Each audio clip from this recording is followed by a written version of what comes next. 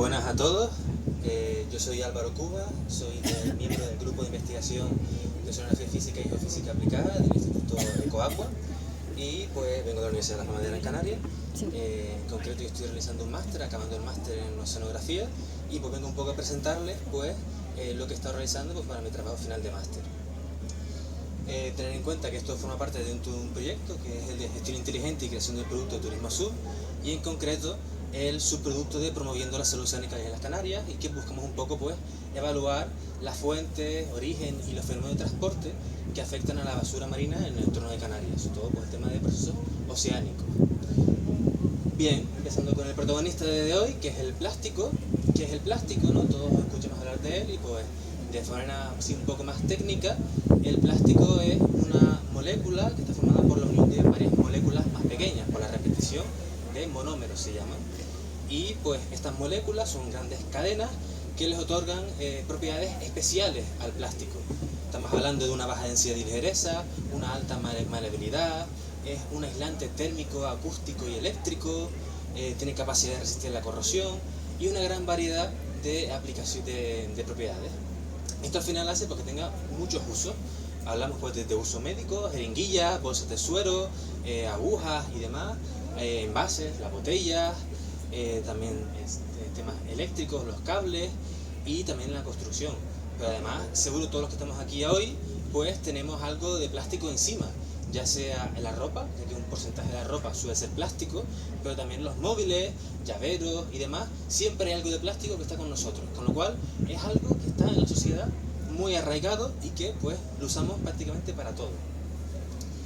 Bien, pues su producción pues comenzó un poco después de la Segunda Guerra Mundial, cuando se empezó ya a patentar más pues lo que es la composición de los plásticos y los primeros plásticos, y pues su producción comenzó a crecer y poco a poco empezó a crecer más y más, de forma que tenemos un crecimiento exponencial y a día de hoy ya superamos las de 400 millones de toneladas producidas anualmente, de las cuales un porcentaje, en torno al 3 y 12%, pues acabará llegando a los océanos cada año, lo cual son bastantes toneladas que están llegando. Pero claro, nosotros en ciencia nos gusta mucho clasificar las cosas y pues para el plástico es otra cosa que vamos a clasificar. Nosotros la clasificación más común es por tamaño. Cogemos el trozo de plástico, lo que tengamos de plástico, medimos el lado más largo y es con ello con lo que lo clasificamos. Así pues tenemos nanoplásticos que pues van desde un nanómetro hasta un micrómetro y pues tienen el tamaño más o menos de virus, y luego tenemos los microplásticos que son los más comunes no, sino los más que conocemos a día de hoy. Tienen desde un micrómetro hasta 5 milímetros, lo cual es un rango muy amplio de tamaño. Pueden ir desde el tamaño de un grano de polen hasta el tamaño de una hormiga. Luego ya pasamos a los menos comunes, que son los mesoplásticos, que son de 5 milímetros a 25 milímetros, que es el tamaño de una cereza más o menos. Macroplásticos, ya el tamaño pues hablamos de bolsas, botellas y demás. Y luego también hablamos que últimamente se habla de megaplásticos, que son superiores a un metro. Sí, también una guitarra, pero pueden ser de varios metros o incluso kilómetros. Hablamos por ejemplo de redes de pesca que pueden tener tamaños de varias canchas de fútbol juntas.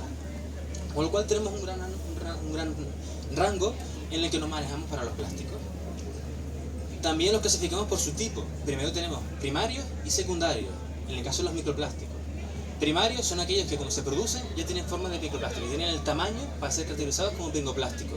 Y los secundarios son aquellos pues que, porque se van rompiendo, se van degradando, acaban produciendo los microplásticos, una bolsa que se rompe, por ejemplo. Así pues tenemos los foams, que son espumas, el corcho cuando compramos algo por internet, por ejemplo, nos llega el paquete. Tenemos las fibras, tenemos los fragmentos, que son así con bordes irregulares, tenemos los pellets, que hasta hace no mucho se hicieron famosos, hará 2 años, por un vertido que ocurrió en las costas de Galicia, ya que un contenedor que transportaba estos pellets se perdió en el mar y produjo un problema medioambiental importante en Galicia. Estos pellets, básicamente, pues, para entendernos, son la materia prima. Es un plástico que lo fabrica una empresa y se lo envía a otra empresa para que fabrique sus cosas de plástico. Por ejemplo, yo soy una empresa de botellas de plástico, yo la fabrico, yo compro los pellets y los fundo y les doy la forma de una botella de plástico, y así con lo que sea de plástico. Luego tenemos los films, que son así, por decirlo así, el típico plástico con el que enrollamos el bocadillo. Y también tenemos los microbits, como por ejemplo puede ser la purpurina, que a día de hoy ya está prohibida por la Unión Europea, pero también se encuentran en algunos productos como son las pastas de dientes. Bien, estos plásticos, ¿cómo llegan al medio marino? Pues en general encontramos que hay tres vías principales, ya sea por desechos terrestres, que va a ser la principal, las aguas residuales también es un aporte importante, y las actividades marítimas y pesqueras, que son pues la pesca, las actividades de los barcos y demás. Y otra que hay que tener en cuenta es el tema atmosférico, el viento y la deposición atmosférica. Seguramente todos hemos visto, a lo mejor estamos en una feria o en algo parecido, vemos un globo que se va volando, que ya está muy alto y que sabemos pues, que eso ya se va a perder y que va a viajar mucho. Eso probablemente va a acabar llegando al mar y va a producir una contaminación.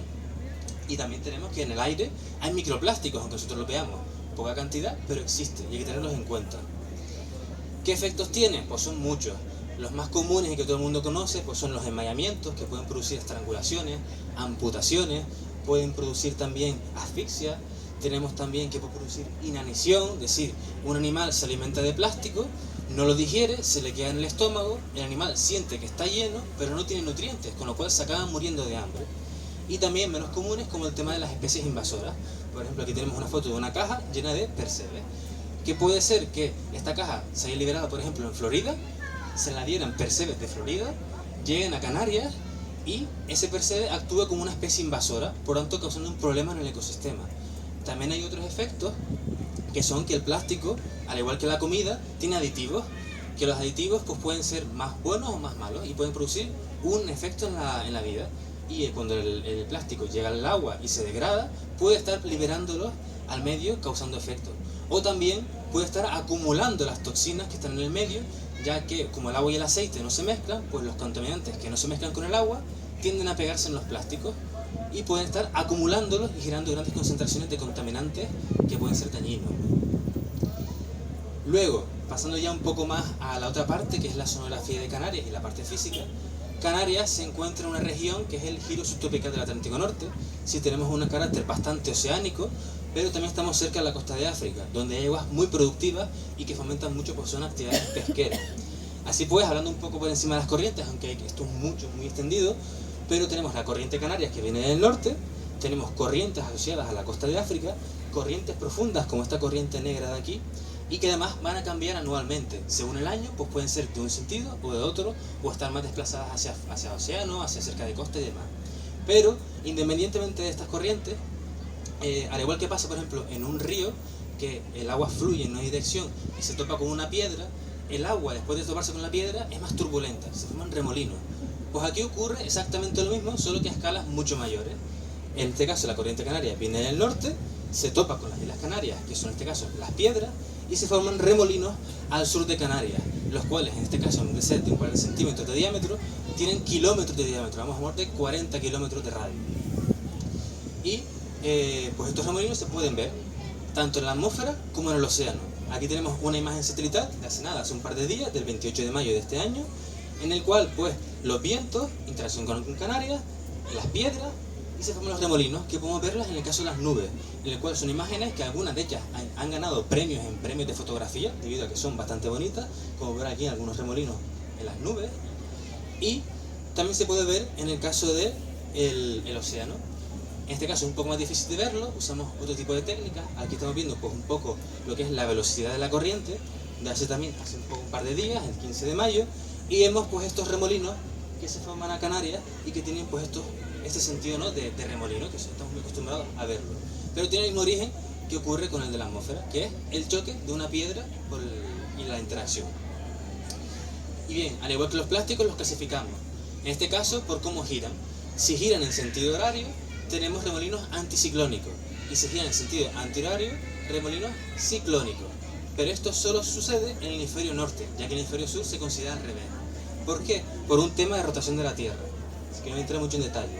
Pero esto produce, el tema de rotación de la Tierra, que los anticiclónicos, los horarios, tengan a producir convergencia de agua, tiendan a acumular agua en su interior.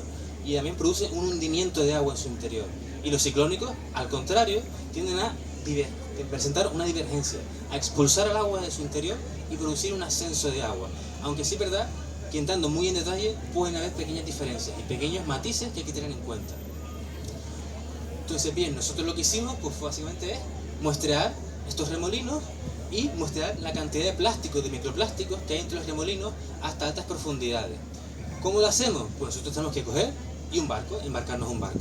En este caso, en el Ángeles Alvariño, vamos y tomamos muestras. Tomamos medidas físicas del océano, como son temperatura, salinidad, también medidas biológicas como son la clorofila, turbidez, pH, etc. Y con ello pues tenemos una idea de los remolinos. Luego, con este aparato que tenemos aquí, que se llama roseta, que tenemos aquí una serie de botellas, que se llaman botellas Niskin, son botellas que pues cuando nosotros bajamos la roseta con una especie de grúa, llega a una profundidad que a nosotros nos interesa, cerramos la botella y capturamos el agua a esa profundidad. Luego la subimos al barco, la filtramos y obtenemos pues la cantidad de microplásticos, en este caso, pero también puede ser por ejemplo cantidad de zooplancton o incluso cantidad de nutrientes, lo que nos interese, pero en este caso microplásticos. En concreto nosotros usamos dos remolinos. Un remolino anticiclónico, aquí se puede ver porque los remolinos anticiclónicos, por esa convergencia de agua, tienden a abultar la altura del océano, el nivel del océano pues se abulta con un pequeño granito y pues lo que vemos aquí. Y cada punto de esto es un punto en el que hemos tirado la roseta y hemos muestreado plástico a diferentes profundidades.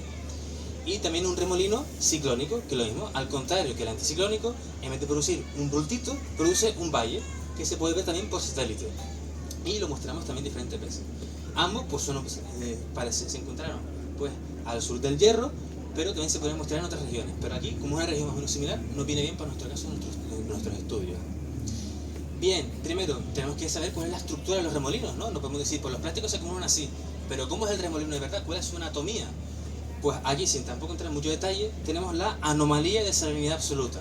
La salinidad es la cantidad de sal que hay en un kilogramo de agua de mar. Y en este caso la anomalía es la diferencia con respecto al valor normal. Si es roja, en este caso valores positivos, estamos en salinidades por encima de lo normal. Y si son azules, negativas, por debajo de lo que está del promedio, de lo normal.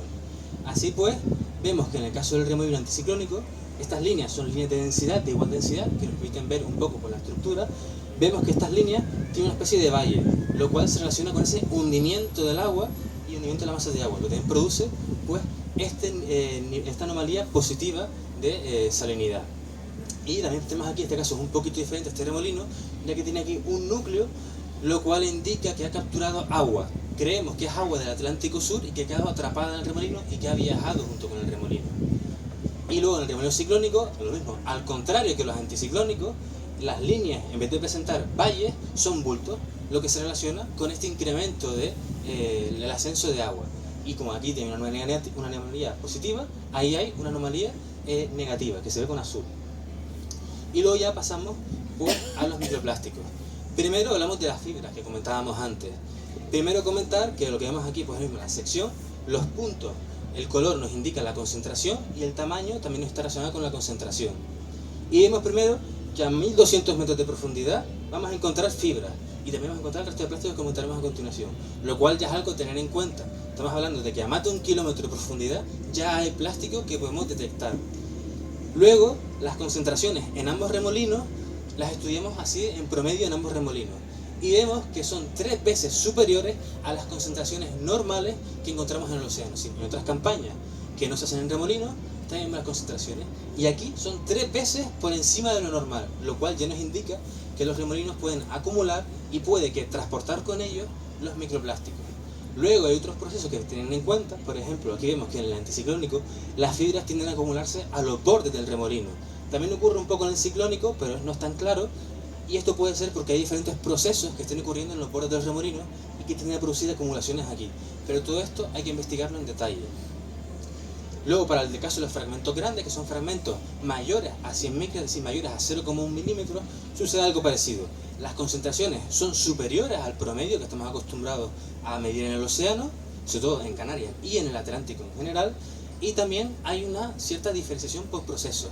En este caso, en el anticiclónico, hay más concentraciones por este lado, que es más al norte, más cerca del Hierro, y en el caso del ciclónico, más a este lado, que es más al este, más a esta zona. Lo cual puede verse, uno, aquí a la proximidad a costa, lo cual puede ser una mayor entrada de microplástico, pero también puede ser que, claro, como el viento viene de aquí, aquí se va a generar una zona de sotamiento, una zona en la que el viento pues está más azocado, por decirlo así, con lo cual las corrientes son un poco diferentes y puede producirse una acumulación de microplásticos, aparte de la propia que está ocurriendo por los remolinos. Luego ya para los fragmentos pequeños, que son, por decirlo así, fragmentos que tienden a moverse más con las corrientes, no pueden contrarrestar tanto, por ejemplo, por su densidad, pues vemos que también tienden a acumularse en el caso de los bordes, también son concentraciones por encima a lo que estamos acostumbrados a medir en el océano, y en un caso muy particular, en el caso del anticiclónico, es que aquí a 1100 metros de profundidad encontramos un máximo que es muy importante. ¿A qué se puede deber este máximo? Pues lo más probable es que en el estrecho de Gibraltar, a bastantes kilómetros de aquí, sale el agua del Mediterráneo por el estrecho de Gibraltar. Como esa agua es muy salina, es más densa y tiende a hundirse y viaja por todo el Atlántico. En el caso de Canarias, ese agua nos llega a 1100 metros de profundidad y el mar Mediterráneo pues es uno de los mares más contaminados del mundo, con lo cual es muy probable que toda esta concentración de microplásticos que estamos viendo aquí se deba a esa agua que sale por el estrecho de Gibraltar, se hunde, lleva todos los plásticos consigo, incluso plásticos con una densidad por debajo de la del mar, con lo cual tendería a flotar, pero no están flotando, están llegando con la masa de agua y nos llegan a Canarias. Con lo cual tenemos que, aparte de los remolinos, hay otro tipo de procesos que también hay que tener en cuenta, como en el caso de las masas de agua. Y pues eso sería un poco todo. Es un poco un tema que todavía está en investigación, que todavía hay que explorar más cosas. Hay todo mucho por saber y espero que les haya gustado. Y cualquier duda, aquí me tienen.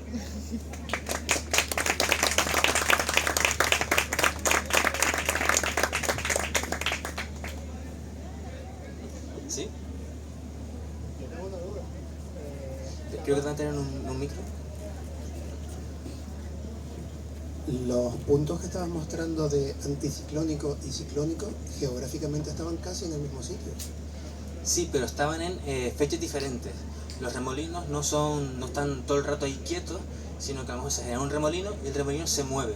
Entonces, un año vimos que había un anticiclónico ahí y lo muestreamos. Otro año apareció un ciclónico y lo muestreamos. Sí, no son estructuras que están fijas, se van moviendo. Pues nada, gracias.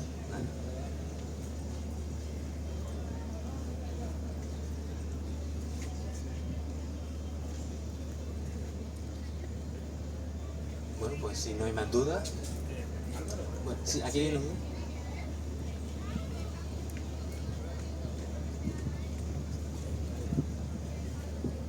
Oye, muchas gracias por la presentación, ¿vale? Y como estaba comentando con Daura, 2 campañas sonográficas. Lo de la fecha, ¿recuerdas cuando muestrearon? Sí, una fue, la tengo por aquí, a ver.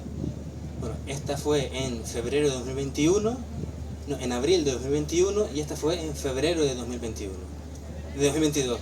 Y ambas, pues, por el proyecto de, que no lo mencioné, de vulcanología submarina de Canarias del Instituto Español de Sonografía, que estaban pues viendo un poco el volcán del Hierro y de paso aprovechamos y mostramos microplásticos. Porque claro, la parte superior te va a afectar si es verano o invierno por todo el tema de la capa de mezcla, ¿no? Para Claro. la concentración. Exacto, sí. Sobre todo en los primeros metros aquí habrá un cambio estacional porque la capa de mezcla, que es una capa en la cual pues está el océano muy mezclado, como dice su nombre, pues en el caso de verano es mucho más corta por debido al efecto del sol, mientras que en invierno es mucho más extensa y eso también puede estar influyendo las cantidades de microplásticos. Y ya la última pregunta, porque como sabes, todas estas investigaciones, y bueno, y ustedes saben, pues hay que seguir analizando millones de cosas, ¿no?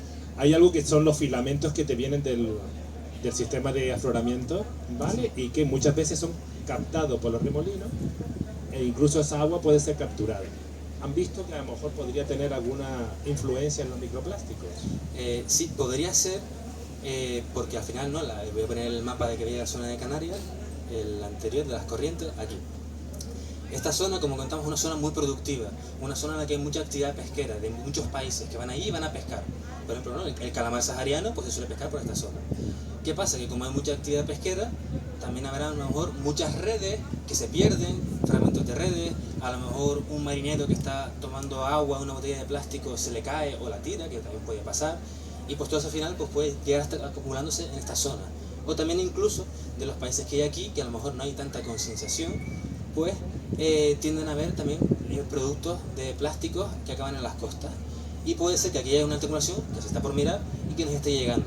Ambos remolinos tuvieron cierta interacción con filamentos, con lo cual es posible que también tengamos ese efecto que estamos comentando. Muy bien, muchas gracias, Álvaro. Gracias a ti.